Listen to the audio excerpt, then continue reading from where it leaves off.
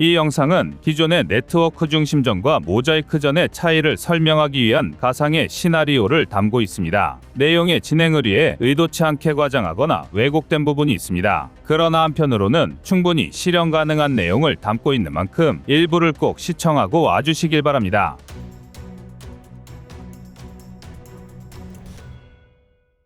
2027년 03시 32분 북한이 기습적으로 서울특별시 용산구, 충청남도 계룡시 일대에 미사일을 투사하면서 제2차 한국전쟁이 발발했습니다. 북한의 미사일 발사가 포착되는 동시에 KAMD가 발동하면서 북한의 미사일 대부분이 요격되었는데요. 그러나 모든 미사일을 막을 수는 없었습니다. 한두 발의 미사일은 기어코 대한민국의 방공망을 뚫고 민간인 거주 지역에 낙탄되었고, 이로 인해 이루 말할 수 없을 정도의 피해가 발생했습니다. 그리고 대한민국은 국민의 생명과 재산을 공격한 북한을 절대 용서하지 않았습니다. 전략사령부는 프로토콜에 따라 KAMD와 동시에 대량 응징 보복 체계를 발동했고, 현무2B, 현무5, 에이테크스 수십 발이 평양을 포함한 북한 주요 군사 시설을 타격했습니다. 또한 적의 주요 방공망이 와해된 게 확인됨에 따라 현무3를 추가로 발사했고, KF-21을 출격, 한국형 타우러스를 통해 주석궁을 포함하여 비밀리에 입수한 김정은의 안전가옥을 연달아 타격하였습니다. 사실상 북한은 이 순간부터 전쟁 수행 능력을 대부분 상실했습니다. 하지만 물지 못할 거면 짓지도 말았어야죠. 대한민국은 개전 30분 만에 서울 모처의 지하벙커에서 비상대책회의를 구성하였고, 계엄령을 선포함과 동시에 전면전 상황에 돌입했습니다. 이후 개전 약 2시간 30분 뒤 06시를 기점으로 우리 군은 대화력전 체제에 돌입했는데요. 용인 3군 사령부에서 지휘하는 K9, K39, 천무 등이 6일에 걸쳐 쉴 틈 없이 화력을 쏟아부었고, 이로 인해 해주 3군단, 평상군 2군단, 평강군 5군단, 해양군 1군단에 위치한 북한의 방사포 전력은 사실상 괴멸되었습니다. 반면 제7기동군단은 06시를 기점으로 이천시에서 북진을 시작, 번개와도 같은 기동전으로 고작 2주 만에 평양을 점령하는 데 성공했는데요. 한편 대한민국 해군과 해병대 또한 가만히 있지는 않았습니다. 원산과 함흥에 각각 독도함과 마라도함을 투입해서 동시에 두 곳에서 초수평선 작전을 성공시키는 기염을 토했습니다. 그리고 여기까지 걸린 시간은 고작 15일에 불과했습니다.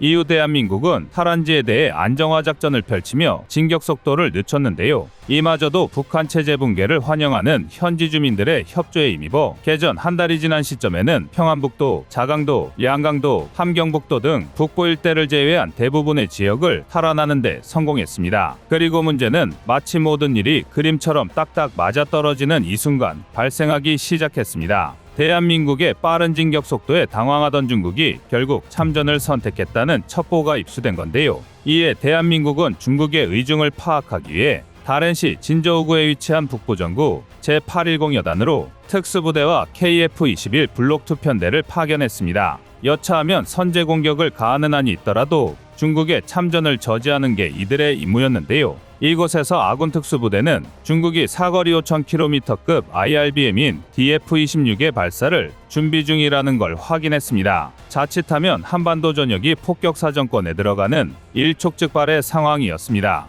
여기에 엎친 데 덮친 격으로 제810 여단 탐지자산이 아군 특수부대를 발견했고, 기계화 부대를 앞세워 대응을 시작했습니다. 그리고 바로 여기서부터 기존의 방식과 모자이크전의 시나리오가 확연하게 갈립니다. 먼저 기존의 방식대로라면 아군 특수부대는 적 기계화 부대의 접근을 발견하고 지휘소로 보고와 항공 지원을 요청할 것입니다. 반면 지휘소에서는 심각한 딜레마에 빠질 수밖에 없는데요. KF-21편대의 기존대로 미사일 기지 파괴를 지시하면 최악의 경우 아군 특수부대는 전멸할 것입니다. 하지만 그렇다고 KF-21의 항공 지원 임무를 수행하도록 했다가 중국이 DF-26을 발사하기라도 한다면 이제 믿을 건 KAMD뿐인데요. 결국 지휘소는 당장 눈앞의 생명부터 살리는 선택을 내렸습니다. KF-21편대의 적 미사일 기지 파괴 임무에서 기계화 부대 차단으로 임무 전환을 지시한 건데요. 명령을 하달받은 KF-21편대는 KGGB를 이용해 적 기계화 부대를 섬멸하는 데 성공했습니다.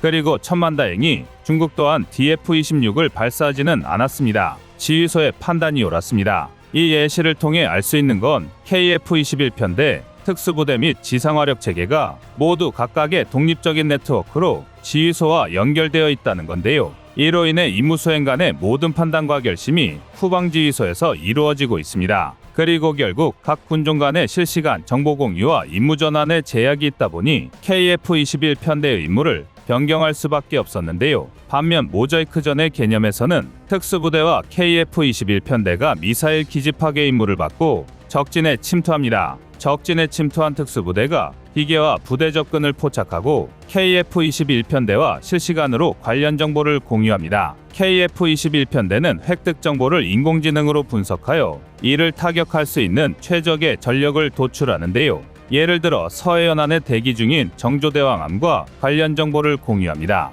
이후 KF-21 편대는 정조대왕함으로부터 해룡함 대지 미사일을 유도하여 적 기계화 부대를 공격하고 이어서 KGGB를 활용해서 적 미사일 기지를 무력화하는 데 성공합니다. 이런 수평형 네트워크가 모자이크전의 핵심인데요. 인공위성과 인공지능의 도움을 받아 육해공을 가리지 않고 실시간 작전 상황을 전제대에 공유하는 것입니다. 그리고 이를 통해 신속한 임무 전환 등이 가능해졌는데요. 각 군이 지휘소를 경유하지 않고 전투 현장에서 실시간 네트워크를 형성하여 모든 목표물을 타격할 수 있었습니다. 앞서 말한 예시는 특정한 상황을 연출하긴 했지만 킬체인의 작동 방식을 따르고 있는데요. 킬체인은 빠르고 정확한 의사결정을 위해 우다루프의 순환 구조를 따릅니다. 즉, 관찰, 방향 설정, 결심, 실행의 순서를 거치는데요. 반면 모자이크전의 개념에선 이보다 한 단계 진일보한 킬랩의 방식을 따릅니다. 지휘소의 평가 및 조치를 맡기고 일선의 KF-21 편대와 정조대왕함이 감시, 결심, 실행으로 대폭 간소화된 단계를 수행하는 것입니다. 이 덕에 적 미사일 기지와 기계화 부대를 동시에 타격할 수 있었는데요. 설령 중앙의 지휘 통제 체계를 상실한다고 하더라도 지속적인 작전 수행이 가능하고 급변하는 작전 환경에 따라 가장 효율적인 대응이 가능합니다. 이로 인해 적 입장에서는 아군이 언제 어떤 작전을 수행할지 예측하는 게 거의 불가능합니다. 물론 이게 말처럼 쉬운 일이 아닙니다. 당장 같은 전투기라 하더라도 세대가 다르면 정보를 공유할 수 없는 경우도 있습니다. 내부 소프트웨어의 차이에 따라 고도로 암호화된 정보를 소통할 수 없는 건데요. 당연히 무기 체계와 작전 개념이 다른 각 군종에서 획득한 정보를 공유하기란 하늘의 별 따기입니다. 또한 일선의 부대에서 결심 실행 단계를 모두 수행하려면 이를 뒷받침하는 AI의 발달이 필수적입니다. 네트워크가 구축되어 있더라도 AI를 통한 완전한 상황 통제가 되어야만 인간의 지위도 빛을 발할 수 있는 건데요. 그렇기 때문에 현재 대한민국 또한 아미타이거, AI, 빅데이터 등의 기술을 군사 분야에 도입하려는 시도를 계속하고 있는 것입니다. 아직 일부이긴 하지만 육군을 중심으로 무인 기술을 이용한 광범위한 네트워크를 구축하려 시도 중인 건데요. 그러나 모자이크전은 전쟁 수행의 방식을 뿌리부터 바꾸는 대격변입니다. 그리고 군이라는 조직의 특성을 고려하면 절대 쉽게 바뀌지도 않을 텐데요. 그러나 비교적 작은 군대로서 우리의 적성국이 대부분 수적 우위를 선점하고 있다는 걸 감안하면 대한민국 또한 효율적으로 바뀌어야만 합니다. 부디 우리 군이 시도하지 않으면 바뀌는 것도 없다는 사실만을 기억하길 바랍니다. 이상 꺼리튜브였습니다. 안녕하세요, 꺼리튜브입니다. 여러분의 가부나 성원에 힘입어 군사무기에 관심 없는 분들도 쉽게 이해하실 수 있는 대한민국의 육해공 군사무기의 숨은 비하 이야기를 책으로 엮었습니다. 하루 종일 검색해도 절대 찾을 수 없었던 비밀스러운 내용을 이제 책으로 만나보세요.